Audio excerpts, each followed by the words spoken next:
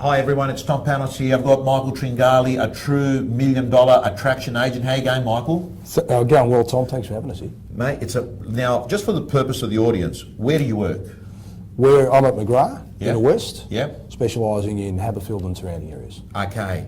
Michael, you at various times have had market share which has been quite extraordinary. I've never seen an agent have so much market share in one marketplace. Give us an idea, what is your market share? We've been as high as the entire marketplace at one point in time. We represented the premium end of the marketplace last year at 74.5% and regularly run in the 40% range. Okay. Michael, your name comes up sitting, I live in the suburb that you work, your name comes up in cafes, your name comes up at schools.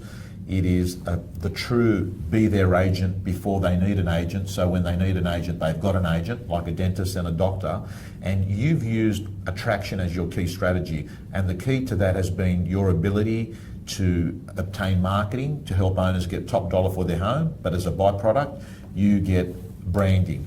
I want to talk about, I'd arguably say that you're one of the best in the country I've seen at selling marketing.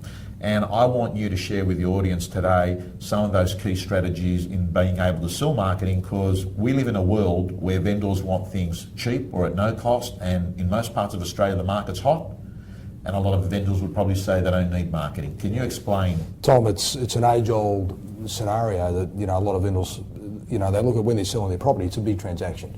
So the key thing that vendors want to do is always add value, and they think that sometimes pulling back, and we see this with a lot of people in the industry, that pulling back on the advertising is a way of saving money. It's probably a false economy, because I think that if you pull back on advertising and you don't use 100% of the media you have available to you, you don't generally get 100% attraction into the marketplace from buyers, and you don't get 100% interest. So therefore you might not get 100% price.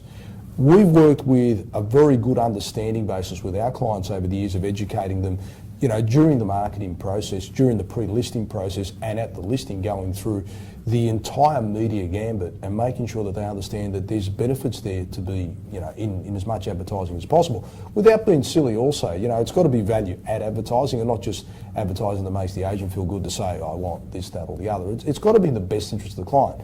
And I found that with using case studies and with using previous examples and showing them how other clients have achieved a very successful result, gone above and beyond expectation with price results, reduced days on market. I think that when you can show that in a way that a vendor understands and in a way that is to their benefit, most vendors actually come on board with that. And we don't seem to find too many issues with the vendors coming on board. Okay, well, let's talk about the concept. The case study concept is one that you use and articulate well. Yes. And coming up on the slide soon when we're talking about it, we're going to actually show the visual that you use. Explain, how do you describe case studies of previous properties when you're sitting at a listing presentation with an owner? What do you do? Tom, we actually take case studies there.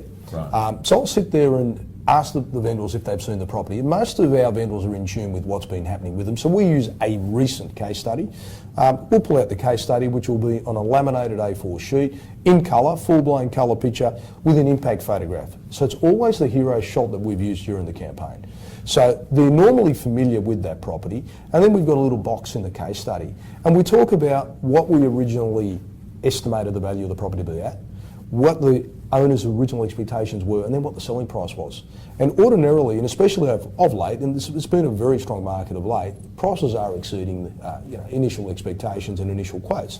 So the vendors see where we've gone with pricing, so it helps them to understand the pricing concept as well. But then we go through how many people came through. On that case study, we've got the number of attendees at the open houses, how many people registered for the auction if it was an auction property, how many contracts were issued, what the final price was that it sold at, and the source of the buyer origin, so where we found that buyer from. So obviously that will tell them that if the media was the web or the print or our signboard or our database, it will let them know that as well. So this is coming up on the screen now. So as you can see, you've got sold prior to auction, April 2015. You've got a price there. The initial estimate. The vendor initial expectation, the buyer's guide.